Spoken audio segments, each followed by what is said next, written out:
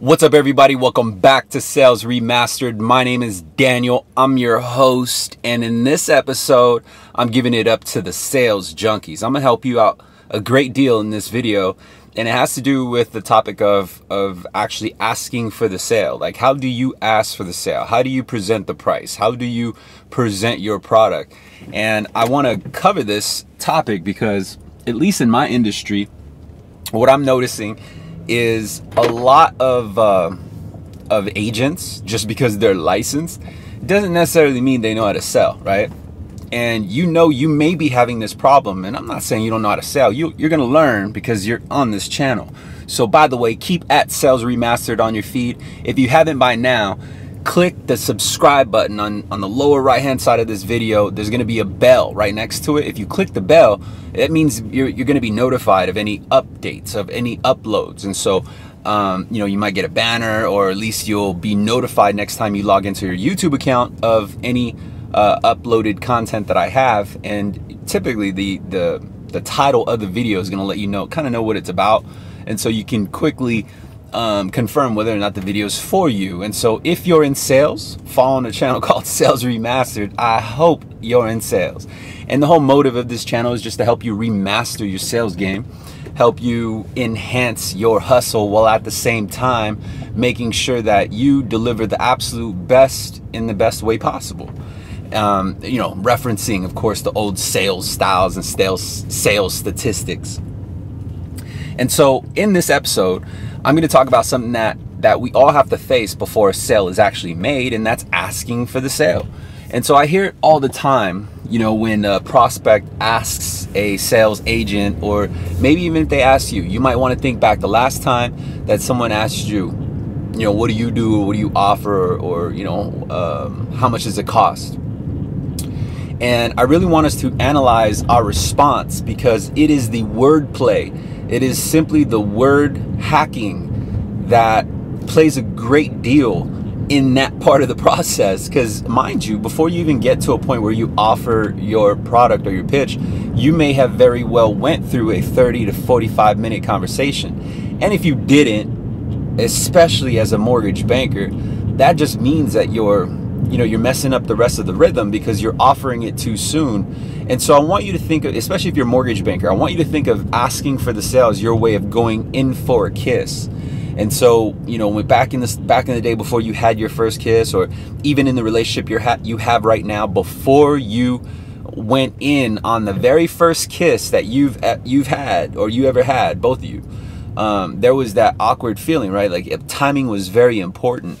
Well, the same thing applies with how you sell, or how you actually go in for the close. The timing is important, but more importantly, the word is also important. And so, for example, if you're going in for a kiss, you may not necessarily bring up some random shit unless that's your thing. And then if that's your thing, it kind of seems cheesy, right? So you're like, hey, did you catch that baseball game? And then you go in for a kid, like, the fuck? So, sometimes as sales, we do that too. We'll say the wrong thing and then present the price. And because it went in that order, it doesn't necessarily equate out to a sale. And so I'm going to share with you a quick hack on how to present your sale and how to actually go in for the close. And number one, when you present your sale, I think it's very, I don't even say I know it's very important that your prospect cannot, feel like they're in a position where they're about to be sold, or they're about to be offered, or they're about to be asked something that requires them to make a decision, and that decision has consequences with it, where they might feel like they made the wrong decision, if that makes sense. So in other words, if you're asking them to buy this one thing and they're not fully sold on it by the time you go in for the close, then there's still going to be that doubt. There's going to be that underlying reason. You run into this because your prospects continuously tell you, I got to think about it some more, or you know what, I'm going to go and shop around. And what that means is that they're just simply not sold. And can you save it at that point? You can absolutely save it at that point. And I'm going to teach you how to do that too. So number one is when you present your product, when you go in for the close, the atmosphere, the environment, the scenario, the timing has to be right. And timing could be, like, for example, like before you go in for a close, you got to make sure the decision makers are at the table. And so if you're talking to one of the spouses, you should have enough you should be proactive enough to start asking certain questions to gauge how important the other party is in regards to making that decision.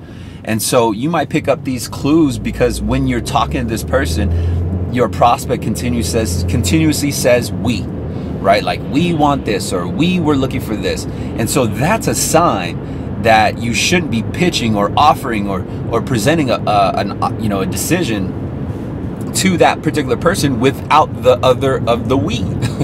Right? And so, timing is very, very important, but also besides timing, the wordplay is important. And so I have this formula, it's called the secret formula. And if you want to know how to properly, go from hello from the marketing aspect to the intake origination aspect to the selling aspect to the closing aspect to the referral aspect, there's so many different pieces and ingredients that actually make up the formula. And what I have found is that if you make the formula just right, then you got something that will just continuously work. It's kind of like those Clorox wipes that you get, right? Like those hand sanitizer wipes, or shit that you clean your desk off with, or you might have them at home, and it's that big tube of Clorox wipes. I use them all the time. I'm a fan of them Clorox wipes. I damn near wipe everything down at least once a week, and at least with regards to my desk, my work, my office, or what have you. And the reason why I bring it up is because they already figured out the formula, right? It's so convenient, right? It's just automated. You don't reach into a Clorox wipe and hope it works. Like, it works. And so imagine having a sales technique that you can resort to, and you are as confident as if it were a Clorox wipe that bitch is gonna work.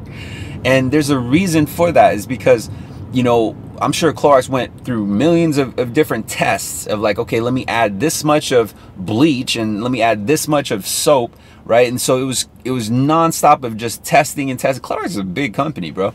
Like, I'm sure they probably had a huge facility just to determine, because they knew that once they get it right, then they got a product. Well, I did the same exact thing with regards to the formula of selling, to the formula of influencing, to the formula of creating an experience for your prospect where they feel heard, they feel that they were never pressured. But more importantly, my formula will show you how to make these prospects believe that they made the decision to buy what it is you sold. Like they were so sold, they're like, damn, that's a good idea, let me go ahead and do this. And the thing that what's different about my formula is that it's set up in a way where I give you the scripting, the flow, the pieces, the ingredients that creates so much urgency. I'm talking about urgency. And it's all because of the wordplay. It is all because of the ingredients. It is your Clorox wipe to your dirty pipeline. It's your Clorox wipe to clean up your pitch. It's your Clorox wipe to make sure that no shit gets put in your pipeline, foe. And see, that's the thing. That's one of the challenging things of being in sales today, is that number one is that we are constantly being shopped, right? We're constantly being compared, and us as sales agents, that can really mess with us. It can mess with our mental. We can lose value, equity, and sense of well-being because we're just nothing but a number. And I want you to know that it's because the way you feel like that is because there's no actual bond before you even ask for a sale. And so if you think about it, right, when you shop for something of importance like a car or a computer, what you do first is you do your research, because you cannot make the decision to buy until you are confident with the information that you receive, right? And so here is the opportunity where you can learn how to be so competent in your niche, in your industry, with your product, that you can present it with so much confidence where you don't even sound like a salesman anymore. You actually sound like, I want to say tour guide, but I know tour guide seems, she's like, I don't want to be no tour guide, D. Man, I'm a closer. I bet you are, boo-boo. I bet you are. Anyway, I want to show you how to be a driver. Like, you are the captain of the ship. And some of us right now, because I have empathy. Number one, empathy is always going to help you sell. Empathy is probably one of the most important ingredients to help you better communicate with somebody. It's not just about sales. Empathy enables you to be a good communicator, and all good salespeople are good communicators. And the funny thing is that communication doesn't necessarily mean that you're always talking. Communication can mean that you're absorbing, listening, and actually applying the sounds that come out of your mouth to that individual. Whereas a lot of people in sales, or a lot of agents that I've seen in my climb, in my history, and in my time being in this industry, is that a lot of salespeople kind of just want to hear themselves. They just, they're afraid of that awkward silence. They're afraid to look dumb. They're afraid to lose the sale. They're afraid of objections. And when you are in a state of being afraid all the time, what that does to you unconsciously, your body, your mind, your demeanor, your tone, your energy, everything goes into defense mode. And because you're in defense mode, you're too busy and too occupied worrying and being defensive over your statement and your presentation that you're completely blocking out any information that can come in and tell you and say, hey, we always do this, or we always do that, because you're not picking up those little small clues. Well, I teach you in the secret formula how to pick up these small clues. I teach you the wording. I teach you how to present to this particular type of borrower or this particular type. I even give you the verbatim on the closes. And so if you got a presentation where you're actually increasing the cost, or you're increasing the interest rate, or there's actually fees in your product versus your competitor, I teach you how to frame that pitch. Not only that, but I'll even give you the wording that I use to sell that pitch, and why. You might be like, D, man, why, bro? I got my own way. I got my own way to do this. No, I'm all right, bro. Well, first and foremost, you got to listen to your inner dialogue. And I would say the key thing is that holds a lot of people back is simply too much pride. There's too much ego. There's that too much, self-reliance, like, oh, I'll be all right, I'll figure this out. And you do got that choice. You go ahead, boo-boo, you go figure it out yourself. But what I'm telling you is that people pay premiums for convenience for a reason, and typically that just helps you save a lot of time. Well, guess what the secret formula does for you? Man, perfect time too. Not only does it help you save time, but it also ensures that you protect your time, because we're in an industry where there are just more competitors coming up. And so our consumers, our leads, have the ability to whip a fucking computer out of their pocket and search all 8 of your fucking competitors. And then you're gonna be like, look, boo-boo, this one can do it for this much. How come you got that much? And then you're gonna be put on the spot. And when you position yourself in sales as just a price whore, like, I just got the lowest price, you're not only removing value from yourself, but you're not gonna live in prosper in a sales environment. The whole point of being in sales is the company relies on you to outsell your competitors. And so if your company puts the sole job of saying, hey, bro, I'm gonna put you in my sales department, and it's up to you to keep my business alive. It's up to you to ensure my business scales. It's up to you to make sure that, we all living good. And your response is, oh, but what about the price? Or, oh, could I get a discount? You see, your mindset is, your focus is in the wrong area. You're actually justifying the reason why you're not going to make a sale, and it's coming through your tone, because even yourself believes that you don't have a particular price, or you don't have a particular product. I was asked the other day by one of my agents and be like, hey man, why don't we get better ARM products or better adjustable rate products? And the answer is because boo-boo, number one, you don't need the ARM product. You don't need a 30-year fixed product. You just need to know what result that prospect is looking for. You could sell them a 23-year fix. You could sell them a 1-year interest only fix with a 3-year prepay. That's how powerful it is to first create that bond and understand exactly what your prospect is looking for. Because if your prospect is looking for a fork and a spoon and all you sell is butter knives, well, you better get creative and sell them on a spork. Right, like that half spoon, half fork. You remember what those are, man? I remember, I think it was like Kentucky Fried Chicken or something. Like, always had those sporks. Or elementary school, it was that spoon with like teeth at the end, and you're like, this is different. Well, what I'm saying is that if you don't got if you sell sporks, right?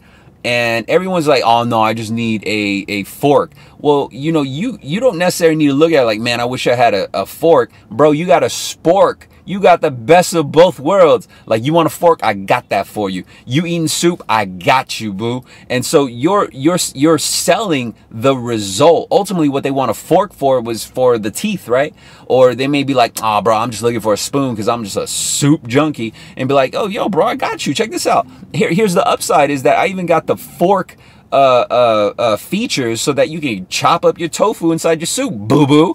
And so you get creative, right? But if you focus solely on the fact that, oh, I got a spork, I don't got a fork, and this man wants a fork, well, then all you're doing is justifying yourself, and it's coming out in your delivery, and you're kind of like, all right, I get it. Yeah, nah, man, this guy wants a fork, and a spork doesn't do the job. Or, nah, this dude wants to eat soup all day. This guy doesn't eat any hard foods. This guy just eats all liquids, and he wants a spoon. All I got is a spork. Bro, push that spork. Go sell your spork. Always selling sporks, fool. Get creative. Figure out what the result is that your prospect wants and focus on that. Make your prospect the winner of your story. Make your prospect the highlight of your day, because their success will be your success. So go find them some success, and you're going to find your success. And I'll see you on the next video. Bye.